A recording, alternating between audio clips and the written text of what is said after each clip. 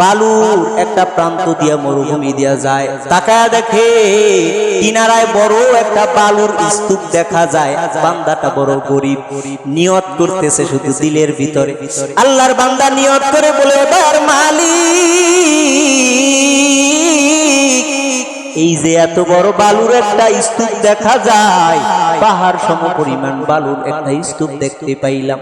ও আল্লাহ, আপনি যদি এতগুলি এই বালুর সম পরিমাণ আটার মালিক আপনি আমারে বানায় দিতেন, আমি এই আটাগুলিরে আল্লাহর রাস্তায় দান কইরা দিতাম। সুবহানাল্লাহ।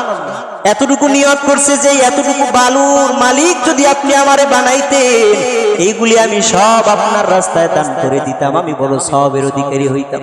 বান্দাটা এই কথা বলে চলে গেছে, বিদায় নিয়ে চলে গেল।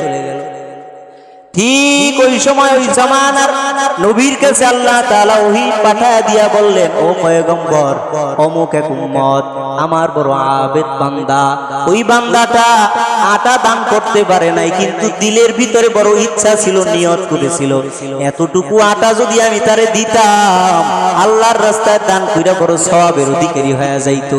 ওই বান্দার নিয়ত যেহেতু বড় ভালো, সম্পদ তার যেহেতু নাই, সম্পদ নাই তো কি হইছে, নিয়ত ভালো বিদায় আমি আল্লাহ ওই বালু পরিমাণ আটা আল্লাহর রাস্তায় দান করলে যেই সওয়াব হতো, ওই বান্দার আমল নামায় ওই সম পরিমাণ সওয়াব আমি আল্লাহ লিখে দিলাম।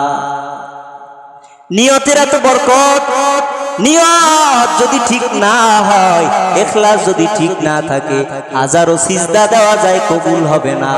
আল্লাহ তাআলা প্রত্যেকটা আমলের সামনেই তো এই নিয়তের কথা বলে দিয়েছেন।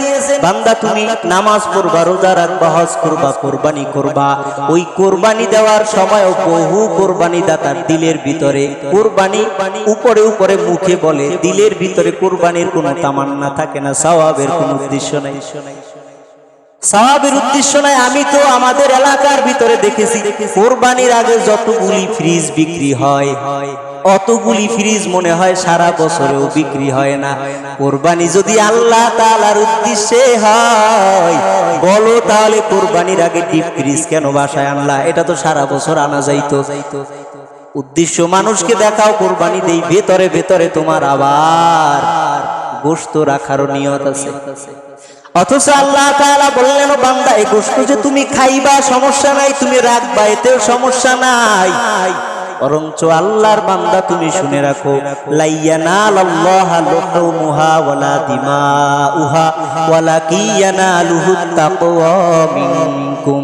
ও আল্লাহর বান্দা, তুমি কুরবানির গোশত খাইবা সমস্যা নাই, তুমি শোনো, আমি আল্লাহ তাআলা কোরআনুল কারীমে জানায় দিলাম, কুরবানি যে তুমি দিবা ওই গোশত আমি আল্লাহ তাআলার কোনো প্রয়োজন নাই, ওই রক্ত আমি আল্লাহ তাআলার কোনো উপকার নাই।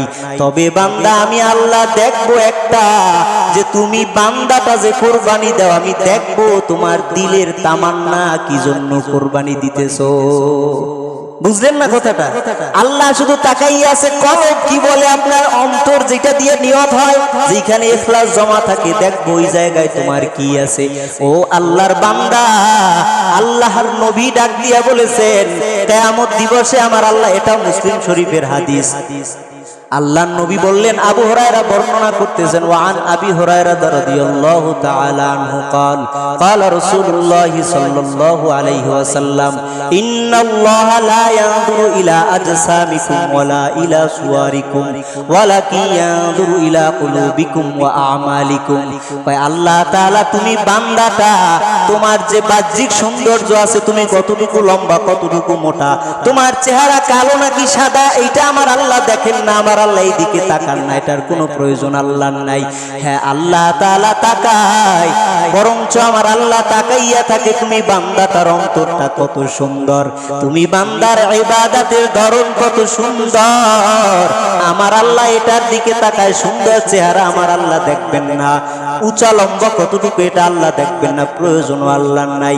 আল্লাহ দেখবে তোমার কলবটা কতটা পরিশুদ্ধ আছে, আর তোমার আমলের ধরনটা কত সুন্দর আছে, এটা আল্লাহ দেখবে।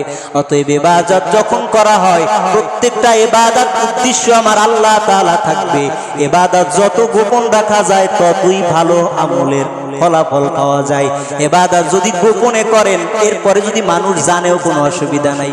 এক আল্লাহর নবীজির সাহাবী নবীজির কাছে গিয়া বললেন, ইয়া রাসূলুল্লাহ, আমি তো ইবাদত গোপনে